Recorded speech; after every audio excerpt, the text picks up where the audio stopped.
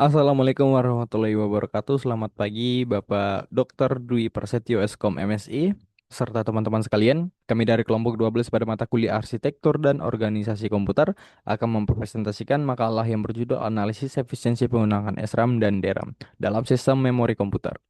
Adapun anggota kelompok 12 yaitu Ferry Ardiansyah dengan NIM 250401010266, John Riotmani dengan NIM 250401011114. Yang ketiga ada Metrizal dengan NIM 250401010282. Yang keempat ada Hussein Hasbullah dengan NIM 250401010282. Pada presentasi ini kami akan membahas secara mendalam bagaimana peran SRAM dan DRAM dalam sistem memori modern serta bagaimana keduanya berkontribusi terhadap efisiensi kinerja komputer. Kita masuk ke latar belakang. Memori komputer memiliki peran yang sangat vital dalam sistem komputasi modern. Tanpa memori, prosesor tidak dapat bekerja karena tidak memiliki tempat untuk menyimpan instruksi maupun data sementara yang sedang diproses. Secara umum, ketika membahas performa komputer, kebanyakan orang langsung berfokus kepada kecepatan prosesor. Namun, dalam praktiknya, performa sistem tidak hanya ditentukan oleh CPU, tetapi juga sangat dipengaruhi oleh sistem memori. CPU modern mampu bekerja dalam skala gigahertz, artinya miliar siklus per detik. Akan tetapi jika CPU harus menunggu data dari memori yang lebih lambat, maka sebagian besar siklus tersebut akan terbuang untuk menunggu. Fenomena ini dikenal dengan istilah memory wall, yaitu kesenjangan antara peningkatan kecepatan CPU yang sangat pesat dibandingkan dengan peningkatan kecepatan memori yang relatif lebih lambat. Untuk mengatasi masalah tersebut, sistem komputer modern menggunakan dua jenis memori utama yaitu SRAM, Static Random Access Memory, dan DRAM, Dynamic Random Access Memory. Keduanya memiliki karakteristik yang berbeda dan digunakan secara strategis dalam hierarki memori.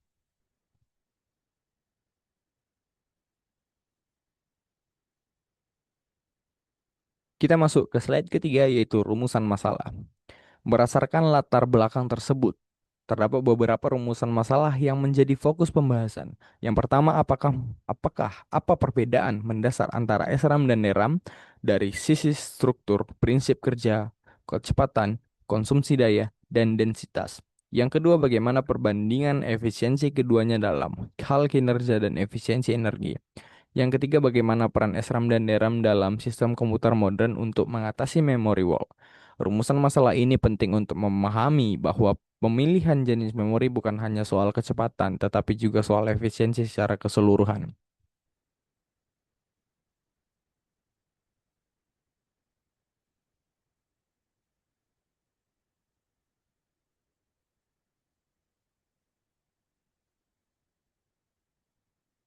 Kita masuk ke gambaran umum DRAM dan SRAM.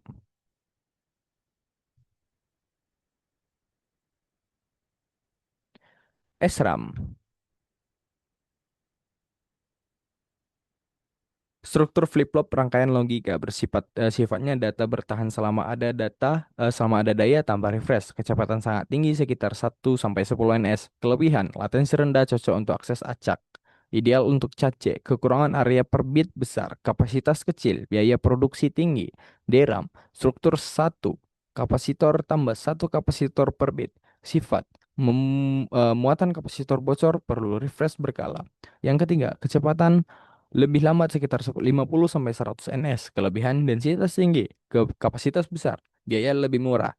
Kekurangannya refresh menambah latensi dan mengkonsumsi daya.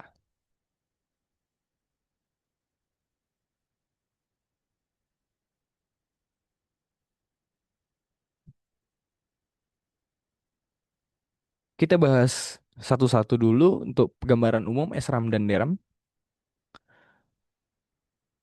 Untuk gambaran umum SRAM Static Random Access Memory disebut statik karena data akan tetap menyimpan selama terdapat suplai daya tanpa perlu proses refresh. SRAM menggunakan RAM flip-flop yang terdiri dari beberapa transistor, biasanya 6 transistor per bit. Struktur ini membuat data dan mempertahankan secara stabil selama daya tersedia. Keunggulannya sudah jelas, latensi lebih rendah, tidak memerlukan refresh, sangat cocok untuk akses acak berkecepatan tinggi. Kekurangannya membutuhkan area chip besar, Yang kedua, biaya produksi tinggi. Selanjutnya, kapasitas relatif kecil. Karena karakteristik tersebut, SRAM digunakan sebagai cache memori pada prosesor seperti L1, L2, dan L3 cache. Lalu, gambaran umum DRAM ini, DRAM singkatan Dynamic Random Access Memory, disebut dynamic karena harus diperbarui atau di-refresh secara berkala agar tidak hilang. Struktur DRAM ini, setiap bit pada DRAM terdiri dari satu transistor dan satu kapasitor. Kapasitor menyimpan muatan listrik sebagai representasi dan nilai nol atau satu. Namun, muatan listrik pada kapasitor dapat bocor seiring waktu, sehingga diperlukan proses refresh secara berkala. Kita masuk keunggulannya itu tadi densitas tinggi, kapasitas besar, biaya lebih murah dibandingkan SRAM dan kekurangannya latensi lebih tinggi, membutuhkan refresh yang menambah konsumsi daya. Karena kapasitas besar dan biaya lebih ekonomis, DRAM digunakan sebagai memori utama dalam sistem komputer. Perbandingan inti SRAM dan DRAM. Yang pertama kecepatan, SRAM jauh lebih cepat dibandingkan DRAM karena tidak memerlukan refresh dan memiliki struktur rangkaian stabil. Yang kedua konsumsi daya. DRAM membutuhkan daya tambahan untuk proses refresh. SRAM tidak memerlukan refresh namun pada kapasitas besar dapat menghasilkan konsumsi daya statis akibat lag transistor. Yang ketiga biaya produksi SRAM lebih mahal karena membutuhkan lebih banyak transistor per bit. DRAM lebih ekonomis karena strukturnya lebih sederhana. Yang keempat ada densitas. DRAM lebih padat sehingga dapat menyimpan lebih banyak bit dalam area chip yang sama. Yang kelima penggunaan. SRAM digunakan sebagai cache, DRAM digunakan sebagai memori utama. Keduanya tidak saling mengaitkan, melainkan saling melengkapi dalam hierarki memori.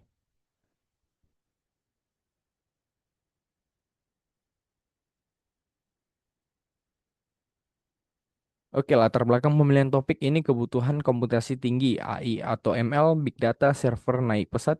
Yang kedua, peningkatan CPU tidak sebanding dengan peningkatan performa memori. Yang ketiga, desain sistem harus menyeimbangkan kecepatan, kapasitas, biaya data.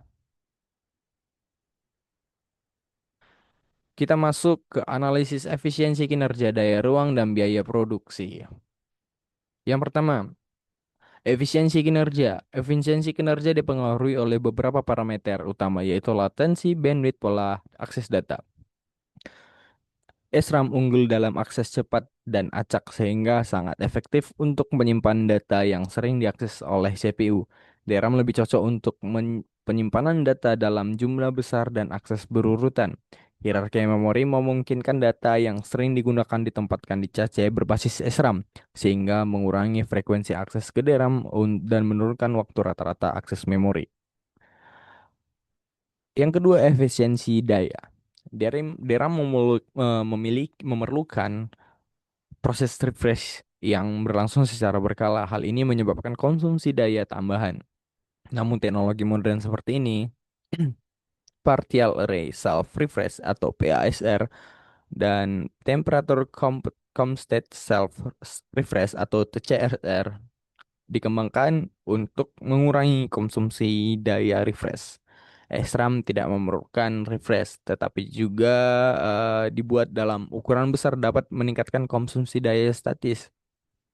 Yang ketiga ada efisiensi ruang dan biaya.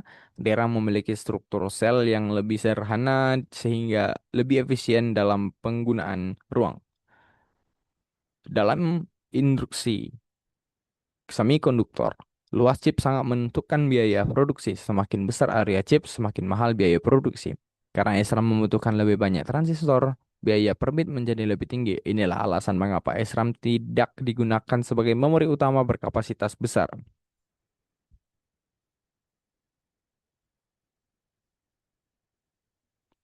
Kita masuk ke aplikasi pada sistem modern. Proses modern, cache L1, L2, dan L3 menggunakan SRAM untuk mengurangi latensi akses data. Cache ini berfungsi sebagai jembatan antara CPU dan DRAM. Yang kedua, server dan data center. Server ini menggunakan DRAM dan kapasitas besar untuk mendukung virtualisasi database dan aplikasi enterprise. Yang ketiga, mobile dan embedded system. Perangkat mobile menggunakan kombinasi SRAM kecil dan DRAM hemat daya seperti LPDDR dan fokus pada efisiensi tinggi.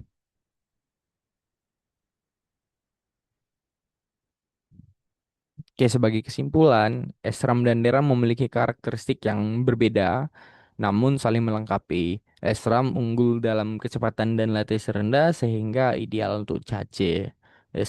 DRAM unggul dalam kapasitas dan biaya yang lebih rendah sehingga ideal sebagai memori utama. Efisiensi sistem komputer modern dicapai melalui penerapan hierarki memori yang menggabungkan keunggulan keduanya. Dengan strategi ini, sistem mampu mengurangi dampak memory wall dan mencapai keseimbangan antara performa, kapasitas, konsumsi daya, dan biaya produksi. Demikian presentasi dari kelompok 12. Terima kasih atas perhatian Bapak atau Ibu dosen dan teman-teman sekalian. Wassalamualaikum warahmatullahi wabarakatuh.